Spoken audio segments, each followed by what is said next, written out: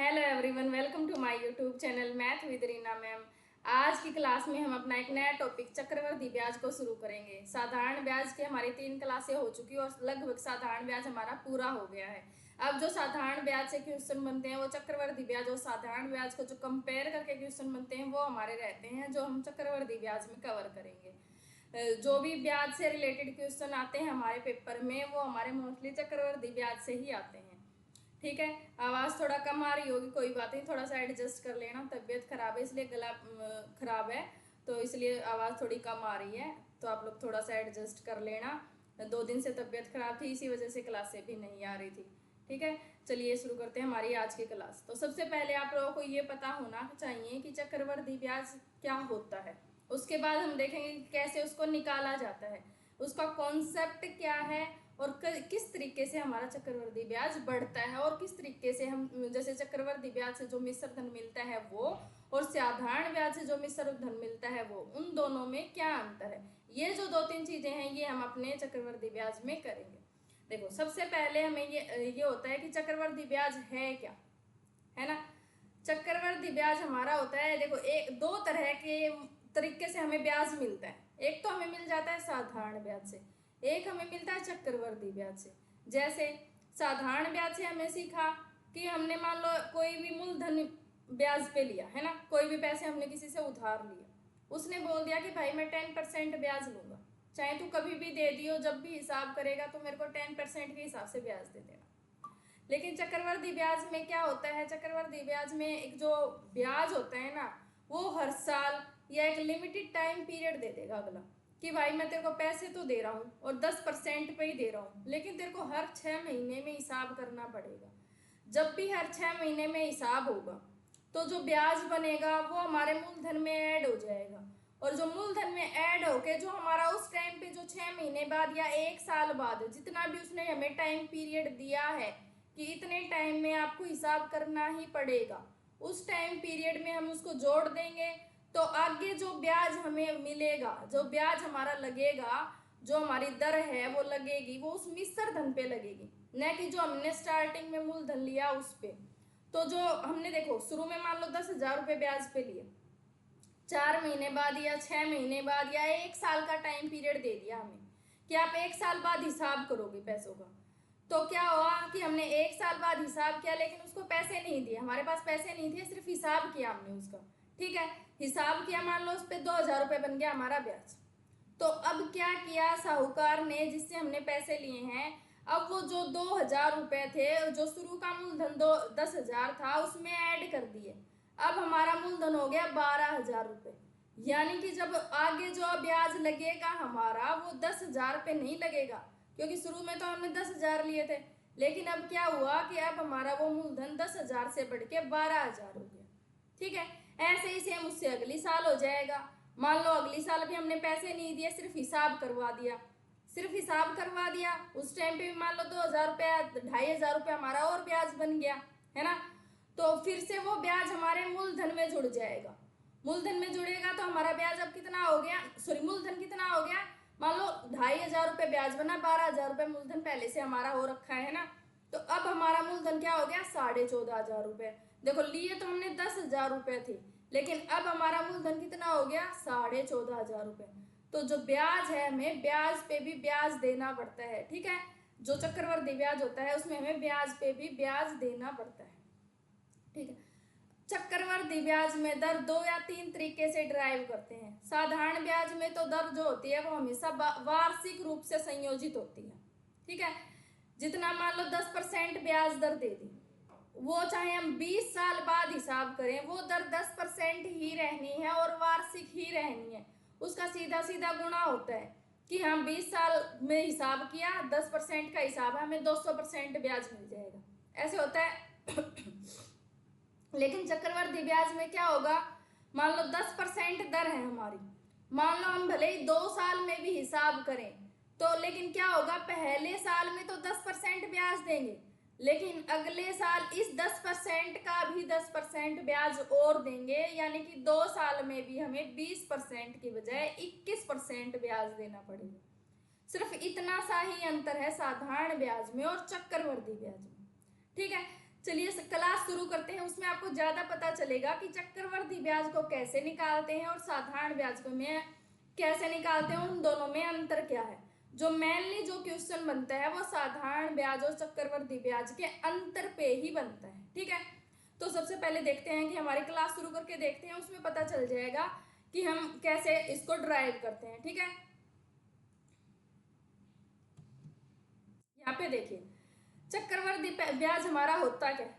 चक्रवर्ती ब्याज को हमेशा वार्षिक, अर्धवार्षिक, यहाँ पे मैंने लिखा नहीं त्रिमासिक, चतुर्थमासी।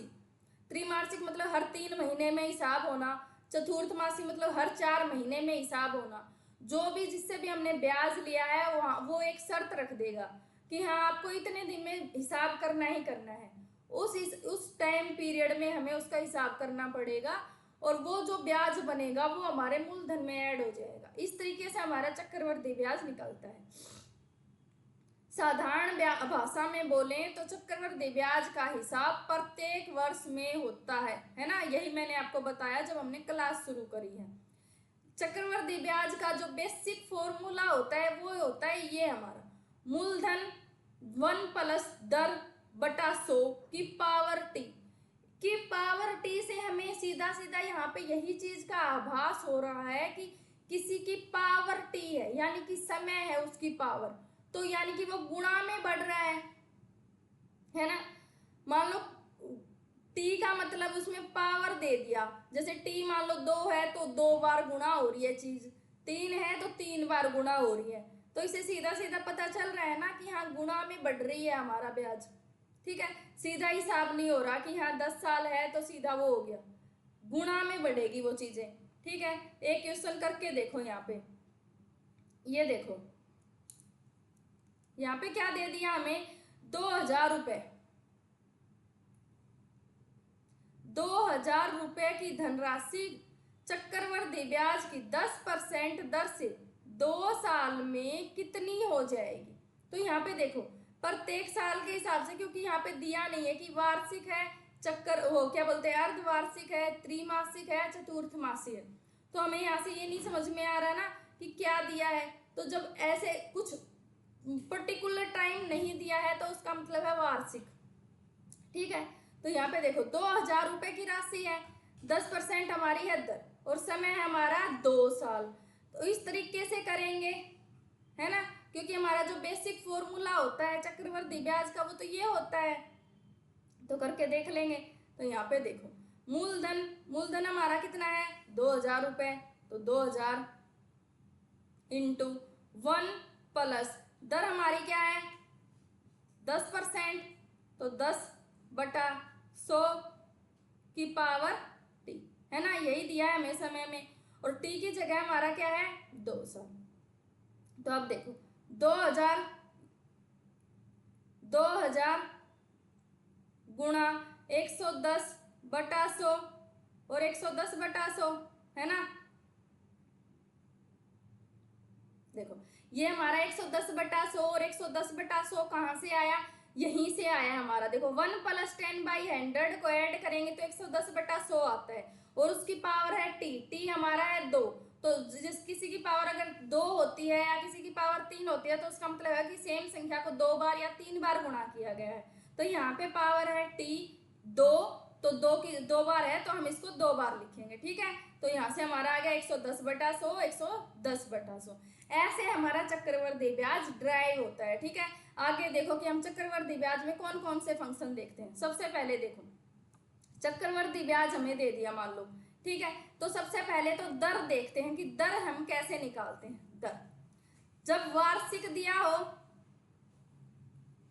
वार्षिक, तो जो हमारी दर है वो सीधा सीधा हो जाएगी। मान लो दर दे रखी है 10% और वार्षिक रूप से संयोजित दे दिया, तो हमारी जो दर है वो 10% ही रहेगी और साल में एक बार हिसाब होगा। तो यहाँ पे देखो दर और हिसाब कितनी बार होगा, ठीक है। इससे ये हो जाएगा कि हमें उसकी गुणा कितनी बार करनी है। तो दर सेम रहेगी, 10% ही रहेगी और हिसाब एक बार होगा। और यहाँ पे अगर मान लो अर्धवार्षिक है, जब हमारा ये दे दिया कि ब्याज की दर अर्धवार्षिक संयोजित की जाती है, अर्धवार्षिक संयोजित की जाती है और 10% ही दर दे रखी है। तो जो दर है हमारी अर्धवार्षिक है तो 10/2 यानी कि 5% हो जाएगी। ठीक है, लेकिन जो हिसाब है वो एक साल में 2 बार होगा, क्योंकि एक साल में 12 महीने होते हैं और अर्धवार्षिक के हिसाब से 6-6 महीने का 2 पीरियड बन जाएंगे हमारे पास। ठीक है, तो इसलिए जो ब्याज का हिसाब है वो 2 बार होगा, यानी कि जो टी है वो 2 हो जाएगा हमारा, यहाँ पे दर आधी हो जाएगी और टी है वो दुगना हो जाएगा। सेम ऐसे ही करते जाएंगे। ठीक है, यहाँ पे मान लो त्रैमासिक दे दिया, त्रैमासिक कि ब्याज की दर त्रैमासिक संयोजित की जाती है। क्वेश्चन में सिर्फ एक ये लाइन मिलेगी जिससे हमारा क्वेश्चन चेंज हो जाएगा। ठीक है, सारी चीजें सेम मिलेंगी, सिर्फ ये लाइन लिख देंगे कि जो ब्याज की दर है वो अर्धवार्षिक संयोजित की जाती है, ब्याज की दर है त्रैमासिक संयोजित की जाती है या चतुर्थ मासिक संयोजित की जाती है। अब यहाँ पे देखो त्रैमासिक संयोजित की जा रही है ब्याज की दर, है ना, दर हमारी सेम ही रहेगी, हमने 10% मान के चले हैं, उसी को लेके चलेंगे। ठीक है, अब यहाँ पे देखो त्रैमासिक संयोजित की जा रही है, त्रैमासिक तो ब्याज कितनी बार हिसाब हो गया 12 त्रैमासिक कितने होते हैं 4, तो 4 बार हिसाब होगा। तो यहाँ पे देखो ब्याज की दर कितनी हो जाएगी बटा 4 यानी कि 2.5%। ठीक है, ये हमारी हो जाएगी दर। जब त्रैमासिक हिसाब हो, त्रैमासिक का मतलब है कि 12 महीने में हर 3 महीने में हिसाब होगा। जब हर 3 महीने में हिसाब होगा तो कितनी बार हिसाब होगा एक साल में 4 बार, तो दर भी सीधा सीधा 4 हिस्सों में डिवाइड हो जाएगी। दर 10% है तो 4 महीने के हिसाब 4 बार में कितनी हो जाएगी, 4 हिस्सों में डिवाइड कर देंगे उसको, 4 हिस्से में डिवाइड करेंगे तो दर कितनी हो जाएगी 2.5%। तो यहाँ से हमारी दर आ गई 2.5% और हिसाब कितनी बार हो गया 4 बार। ठीक है, इसके अलावा एक बच गया हमारा चतुर्थ मासी। ठीक है, चतुर्थ मासी, चतुर्थ मासी है तो सेम हमारा क्या हो जाएगा, एक महीने में 4 महीने कितनी बार, एक साल में 3 बार। ठीक है, 3 बार यानी कि जो दर है देखो यहाँ पे कितने हो रहे थे 4 बार हो रहे थे। अब यहाँ पे देखो 3 महीने चतुर्थ मासी हिसाब हो रहा है, तो यानी कि हर 3 महीने में हिसाब हो रहा है, हर 4 महीने में हिसाब हो रहा है उसका, है ना, क्योंकि चतुर्थ मासी दिया है तो कितनी बार हिसाब होगा 3 बार, और जो दर है हमारी कितने में बढ़ जाएगी 3 में। अब यहाँ पे देखो चतुर्थ मासी जब भी हमें दर दे रखी हो, जब हमें इस क्वेश्चन में ये लाइन मिले कि जो ब्याज की दर है वो चतुर्थ मासी संयोजित की जाती है, तो अब सबसे पहले तो देखेंगे कि एक साल में चतुर्थ मास कितनी बार होते हैं। चतुर्थ का मतलब होता है 4 महीने। ठीक है, तो एक साल में 4 महीने के कितने पोर्शन बनते हैं, 3 पोर्शन बनते हैं। ठीक है, तो यहाँ पे देखो दर भी कितनी हो जाएगी 3 हिस्से में डिवाइड हो जाएगी, तो दर यहाँ से कितनी हो जाएगी 3 से 1/3% और हिसाब कितनी बार होगा 3 बार होगा। तो ये 4 चीजें हमें याद रखनी है। क्वेश्चन इन्हीं 4 तरीके से बनेगा, या तो क्या बनेगा वार्षिक रूप से संयोजित तो हमारा सीधी सीधी दर हो जाएगी, या अर्धवार्षिक तो दर का आधा हो जाएगा, हिसाब 2 बार होगा। त्रैमासिक दी है तो दर चौथे हिस्से में डिवाइड हो जाएगी।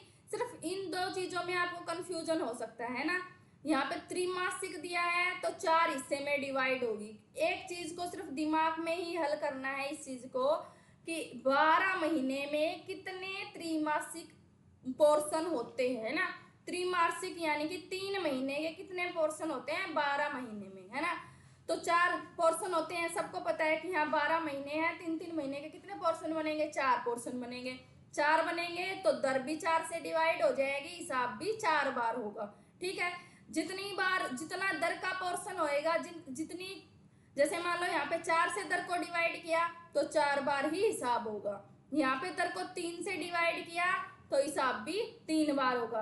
तो इस चीज को ध्यान रखना है, जिस तरीके से दर डिवाइड होगी उतनी ही बार हिसाब होगा। ठीक है, तो ये तो हो गया दर कैसे निकालते हैं और कितनी बार हिसाब होगा। चक्रवर्ती ब्याज में सबसे जरूरी होता है दर निकालना और हिसाब कितनी बार होगा। तो ये चीज हमने यहाँ से सीख ली कि वार्षिक है तो कैसे होगा, अर्धवार्षिक है तो कैसे होगा, त्रिमासिक है तो कैसे होगा, और चतुर्थमासी है तो कैसे होगा, है ना। ये चीज हमने सीख ली यहाँ पे। अब क्या है कि चक्रवृद्धि ब्याज निकालते कैसे हैं, है ना। यहाँ से तो निकालना सीखा हमने दर, अब सीखेंगे कि चक्रवृद्धि ब्याज निकालते कैसे हैं। तो चक्रवृद्धि ब्याज को हम 3 तरीके से निकालना सीखेंगे। देखो पहला तरीका है, एक तो हो गया हमारा फर्स्ट तरीका, वो जो हमारा बेसिक तरीका होता है, कैसे, मूलधन इंटू 1 प्लस दर बटा 100 की पावर टी, ये तो हमारा होता है बेसिक तरीका। ठीक है, बेसिक तरीका यहाँ पे मान लेते हैं सेम वही, 2000 रुपये मान लिया हमने मूलधन, दर मान ली 10% और समय मान लिया 2 साल। ठीक है, ये 3 चीजें हमें दे रखी हैं। तो इसको हम 3 तरीके से हल करेंगे कि कैसे हम इस क्वेश्चन को 3 तरीके से सॉल्व कर सकते हैं। तो सबसे पहले देखो, पहला तरीका तो हमारा होता है बेसिक तरीका। बेसिक तरीके से करेंगे तो देखो मूलधन हमारा क्या दे दिया, 2000 रुपये, 1 प्लस दर क्या है 10%, तो 10/100 की पावर टी यानी कि 2। अब देखो 2000 जीरो से कट गया हमारा 0, तो 11/10 की पावर 2, है ना। अब देखो 2000 गुणा 11/10 गुणा 11/10, है ना। इस तरीके से निकालेंगे तो हमारा जो चक्रवृद्धि ब्याज का मिश्रण आ जाएगा। यहाँ पे अगर हमसे चक्रवृद्धि ब्याज पूछा हो तो इसमें से हम मूलधन घटा देंगे। ठीक है, हमेशा जब भी हम चक्रवृद्धि ब्याज निकालेंगे तो हमारा चक्रवृद्धि ब्याज का मिश्रण ही आएगा। जो हम 3 तरीके यहाँ पे डिस्कस करेंगे, तीनों में ही हमारा चक्रवृद्धि ब्याज का मिश्रण आएगा। उसमें से अगर हम मूलधन घटा देंगे तो हमारा चक्रवृद्धि ब्याज आ जाएगा। ठीक है, तो यहाँ से भी हमारा चक्रवृद्धि ब्याज का मिश्रण आएगा और इसमें से हम मूलधन घटा देंगे तो यहाँ पे हमारा चक्रवृद्धि ब्याज आ जाएगा। ठीक है, तो ये तो हमारा हो गया पहला तरीका। इसी सवाल को सेम को हम दूसरे तरीके से कैसे करेंगे। अब यहाँ पे देखो दर क्या दे दी 10%, तो सबसे पहले दर को हम भिन्न में बदल लेंगे। ठीक है, भिन्न में बदलेंगे तो कितना आ गया 1/10, यानी कि 10 पे हमें 1 ब्याज मिल रहा है। ठीक है, 1 पे ब्याज मिल रहा है तो पहली बार संख्या 10 से कितनी हो रही है 11। ये तो हो गया पहले साल में। ठीक है, साल यहाँ पे कितने हैं, जितना समय दे रखा है उतनी ही बार लिख लेंगे। तो यहाँ पे 2 साल दे रखे हैं तो 1 बार और लिख लेंगे, 10 से फिर से क्या होगी 11। ठीक है, तो इसकी गुणा की तो 100 से वस्तु होगी 121, यानी कि ब्याज कितना मिल रहा है 21%। ठीक है, यहाँ पे ब्याज कितना मिल रहा है 21%, क्योंकि 100 वस्तु थी 121 हो गई। ठीक है, तो सीधा सीधा 2000 का 21% निकाल देंगे तो चक्रवृद्धि ब्याज आ जाएगा। और अगर हमें चक्रवृद्धि ब्याज का मिश्रण चाहिए तो क्या करेंगे, 2000 हमारा किसके बराबर है 100 के बराबर, और 121 निकालेंगे तो हमारा चक्रवृद्धि ब्याज का मिश्रण आ जाएगा। ठीक है, ये तो हो गए हमारे 2 तरीके। अब तीसरा तरीका देखो कैसे करते हैं। यहीं पे देखो तीसरा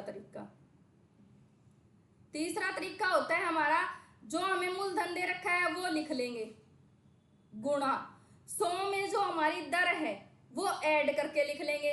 तो 100 में दर हमारी ऐड करेंगे तो कितनी 10%, तो 110/100 और गुणा 110/100। ये हमारा होता है तीसरा तरीका। यहाँ पे अगर साल 3 होते तो 1 बार और लिख लेते। ठीक है, हमने 2-3 तरीके से 3 तरीके मैंने यहाँ पे बताए। इसके अलावा हमारा एक तरीका और है जो मोस्ट इम्पोर्टेंट तरीका है। ये वाला तरीका तो देखो, जो हमारा बेसिक तरीका है ऊपर ये वाला, सेम यही तरीका है।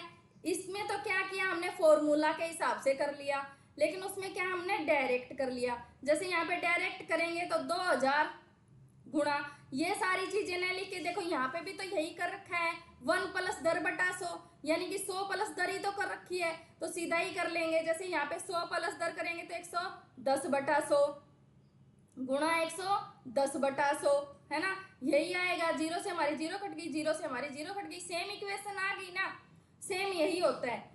तो इस फॉर्मूला के हिसाब से तो हमारा ये वाला बन गया। ये तो हमारा हो गया बेसिक तरीका।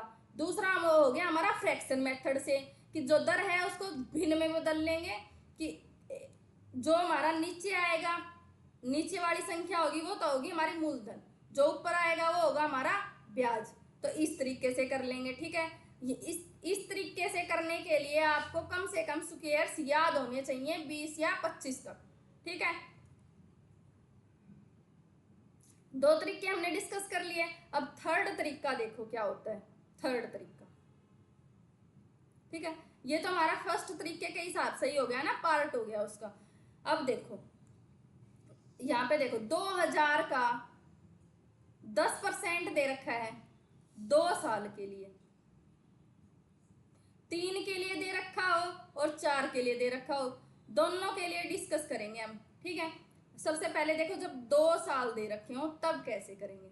तो यहाँ पे देखो 2000 का 10%, तो 1 2, तो पहले 10% तो दोनों पे ही मिलेगा। 10% निकालेंगे तो देखो 200 यहाँ पे मिलेगा, 200 यहाँ पे मिलेगा, है ना। फिर इस 200 का 10% और मिलेगा, तो इस 200 का 10% और मिलेगा, तो 20 रुपए यहाँ पे और मिलेगा। तो यहाँ पे देखो 1 2, तो 2 यहाँ से आ गया, और ब्याज पे ब्याज है एक बार, तो 2 1 बन गया 2 साल का कोड, ठीक है। ये कोड सिर्फ हमें ये कोड याद रखने हैं, कोड याद रखने हैं, क्वेश्चन हमारा वहां से आ जाएगा, ठीक है। तो यहाँ से ये कोड कैसे आया ये मैंने आपको बता दिया कि कोड कैसे आया यहाँ से, ठीक है।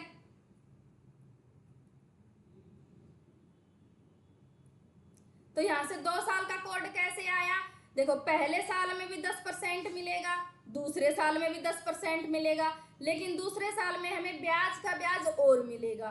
तो ब्याज का ब्याज मिलेगा तो 200 का 10% और मिलेगा, क्योंकि 200 रुपये हमारा है ब्याज, तो ब्याज का ब्याज करेंगे तो 20 रुपये हमें और मिल जाएगा।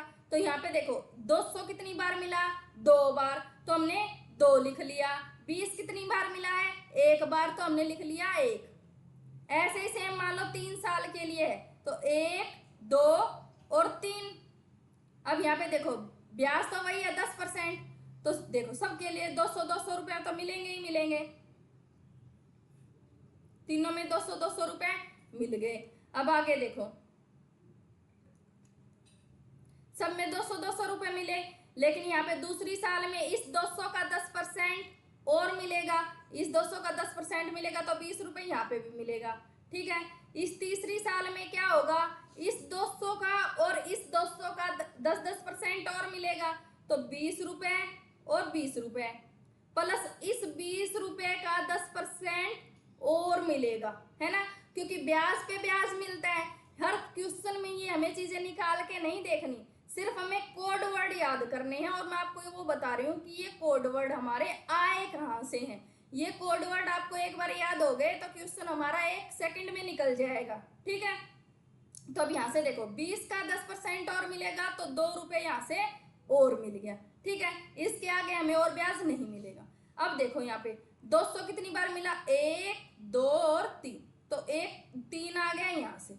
20 कितनी बार मिला, 1 2 और 3 बार मिला है 20, और यो 2 रुपए कितनी बार मिले हैं, 1 बार। तो अब यहाँ से देखो 3 साल का कोड हमारा क्या आ गया, 3 3 1, तो हमें 2 कोड मिल गए यहाँ से। 2 साल का क्या मिला, 2 और 1, ठीक है। 3 साल का कोड क्या मिला है, 3 3 1, है ना। अब देखो 4 साल का दिया हो तो 1 2 3 4 लिख लेंगे, है ना। तो वही सेम सब में 200 200 रुपए तो मिलेंगे ही मिलेंगे, ठीक है। सब में 200 200 रुपए तो मिल गए। यहाँ पे सेम वही 20 रुपए मिलेंगे, यहाँ पे भी 20 मिलेंगे और यहाँ पे भी 20 मिलेंगे, ठीक है। अब यहाँ पे देखो इस 20 में ये तो हो गया। अब यहाँ पे देखो इस 200 का 20% मिलेगा तो 20 रुपए और मिलेंगे, और इस 20 का 10% और मिलेगा तो 2 रुपए यहाँ से मिलेंगे। अब यहाँ पे देखो इस 200 का भी 10% इसको और मिलेगा, तो 20 रुपए यहाँ से मिलेंगे, है ना, और इस 200 का भी मिलेगा। देखो जो चौथा व्यक्ति होगा या चौथी साल हिसाब होगा तो तीनों साल ये जो 200 रुपए मिले हैं सबका 10% मिलेगा। या तो इकट्ठा करके निकाल लेंगे, लेकिन हमें यहाँ से कोड चाहिए, कोड, तो हम अलग अलग ही लिखेंगे। ठीक है, तो तीनों का 10% हमने लिख लिया। अब यहाँ पे देखो इन सब का 10% और मिलेगा, इसका भी 10%, इसका भी, इसका भी, तो सबका 2 2 2।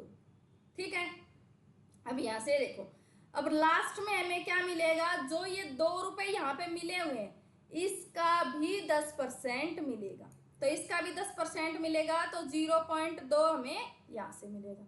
इसके अलावा कोई ब्याज मिलेगा नहीं मिलेगा, इसके अलावा हमें और कोई ब्याज नहीं मिलेगा। देखो सबसे पहले साल में तो सिर्फ 10% मिलेंगे, कोई और ब्याज नहीं मिलेगा। नेक्स्ट ईयर क्या होगा, 10% तो मिलेगा ही मिलेगा, इस ब्याज का भी 10% मिलेगा। उसके नेक्स्ट साल क्या होगा, 200 रुपए तो मिलेगा, लेकिन इन दोनों का 10% और इस 20 का 10%।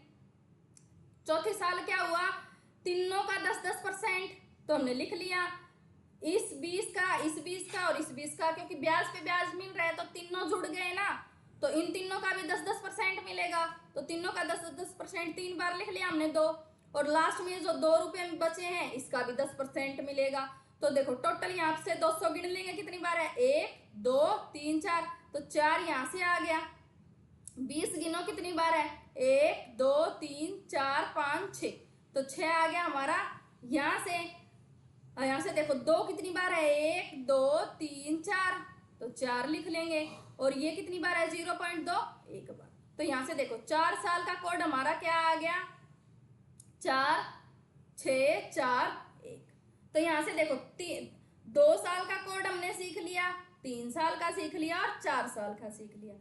इससे ज्यादा चक्रवृद्धि ब्याज में हमसे नहीं पूछेंगे, पूछते ही नहीं है। 4 साल हमारा मैक्सिमम टाइम पीरियड होता है। जब एक साल को भी त्रैमासिक या चतुर्थ मासी में भी डिवाइड कर देंगे तो भी हमारा 4 साल ही बनता है। तो 4 साल मैक्सिमम टाइम पीरियड है जो हमें चक्रवृद्धि ब्याज में दिया हुआ मिलता है। ठीक है, तो हम 4 साल तक के कोड वर्ड याद कर लेंगे।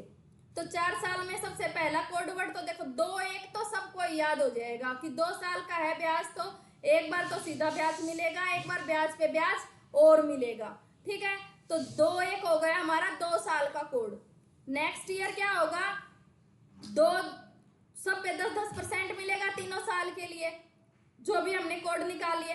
हर बार हम ये चीजें निकाल के नहीं देखेंगे कि हाँ हर बार हम ये चीजें निकाल के देखें, हमें ये टिप्स पे याद हो जाने चाहिए कोड। चक्रवृद्धि ब्याज अगर आपको ये वाले कोड याद हैं तो 5 सेकंड भी नहीं लगने क्वेश्चन को निकालने में। और वैसे अगर चक्रवृद्धि ब्याज के क्वेश्चन निकालने को बैठे तो बहुत सारा टाइम लग जाएगा। ठीक है, तो चक्रवृद्धि ब्याज के क्वेश्चन हम सिर्फ इन तरीकों से निकालेंगे। 2 साल का है तो ये तरीके से, 3 साल का है तो ये वाले कोड से, और 4 साल का है तो ये वाले कोड से। और इन कोड को कैसे यूज करना है ये भी आपको आना चाहिए। कैसे, शुरू में क्या होगा, 10% मिलेगा, जो यहाँ पे हमें ब्याज मिलेगा ना नेक्स्ट उसका परसेंटेज निकालेंगे नेक्स्ट स्टेप पे। ठीक है, जैसे यहाँ पे 2 साल में क्या है, 10% ब्याज है तो मूलधन का 10% निकाल लेंगे। फिर नेक्स्ट क्या करेंगे, जो ब्याज होगा उसका 10% निकाल के यहाँ पे ऐड करेंगे। ठीक है, तो ऐसे हम इस फॉर्मूलों को यूज करेंगे। इन फॉर्मूलों को यूज करेंगे हम अपनी कल की क्लास में।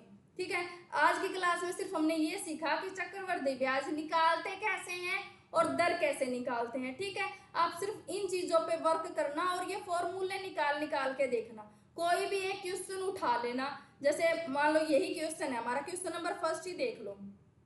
इस क्वेश्चन से मैं आपको एक बार और बता देती हूँ। ठीक है, हमारे तीनों तरीके कैसे आएंगे, तीनों तरीके से बता देती हूँ, फिर आप करना। ठीक है, यहाँ पे देखो क्या दिया है, 3000 रुपए की धनराशि पर 20% वार्षिक चक्रवृद्धि ब्याज की दर से 3 वर्ष का चक्रवृद्धि ब्याज क्या होगा।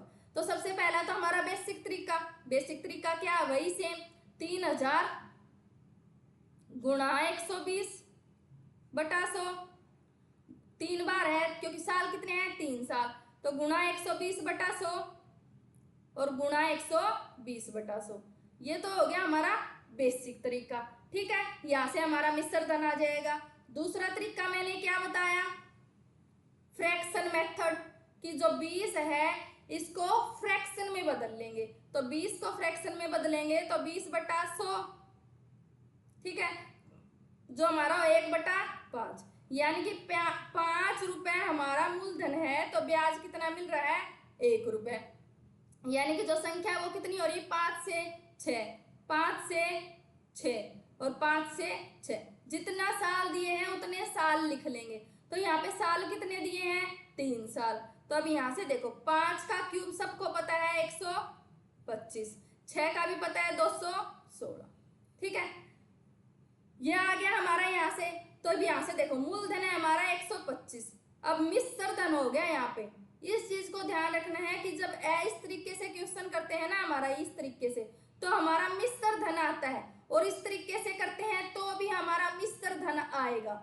लेकिन जो हमारा कोड वर्ड वाला तरीका है ना, उससे सिर्फ हमारा चक्रवृद्धि ब्याज आएगा। तो अगर सिर्फ ब्याज हमसे पूछा हो ना, तो वो तरीका बेस्ट है।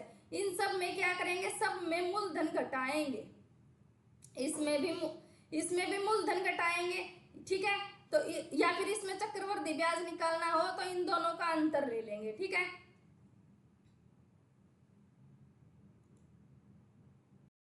ठीक है। तो यहाँ से देखो, यहाँ से अगर हमें ब्याज निकालना हो तो कैसे करेंगे? जो 3000 रुपए हमें मूलधन दे रखा है, 3000 रुपए हमें मूलधन दे रखा है, लेकिन क्वेश्चन में हमारा मूलधन कितना आया है? 125। तो 125 लिख लेंगे यहाँ पे।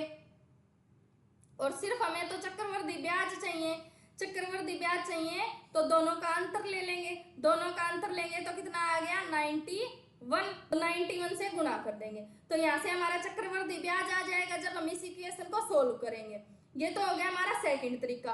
फर्स्ट तरीका बताया मैंने ये, सेकंड तरीका बताया मैंने ये। अब थर्ड तरीका है हमारा कोड। कोड एक बार फिर से निकालना बता देती हूँ कि 3 साल या 2 साल 4 साल हो तो कोड हमारे कैसे निकालते हैं। जब भी हम क्वेश्चन करेंगे तो हम डायरेक्ट कोड लगाएंगे और डायरेक्ट क्वेश्चन को सोल्व करेंगे। एक बार मैं आपको डायरेक्ट कोड लगा के क्वेश्चन को सोल्व करना बताती हूँ। ठीक है, तो 3 साल का कोड हमारा क्या होता है?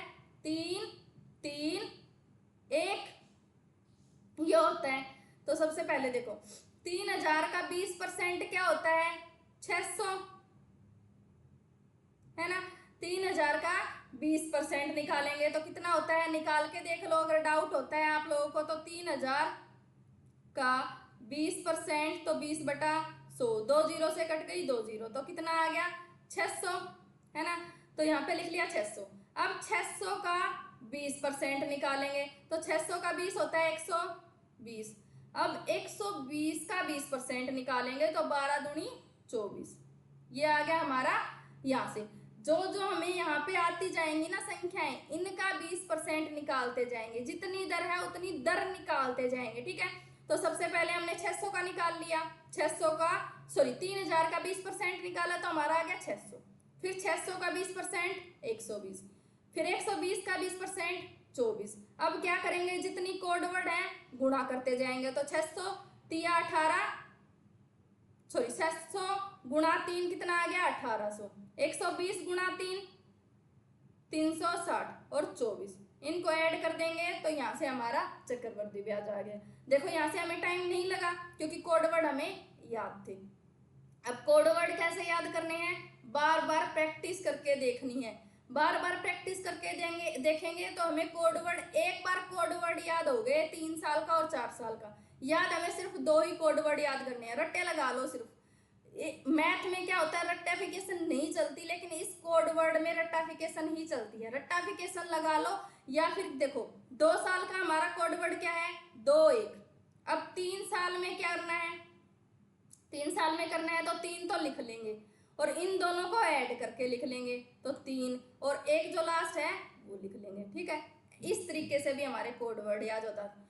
और फिर चौथी साल में क्या करेंगे? 4 तो लिख लेंगे, है ना। और फिर इन दोनों को ऐड कर लेंगे, इन दोनों को ऐड किया 6 आ गया, है ना। फिर इन दोनों को ऐड कर लेंगे तो 4 और फिर लास्ट 1 को लिख लेंगे।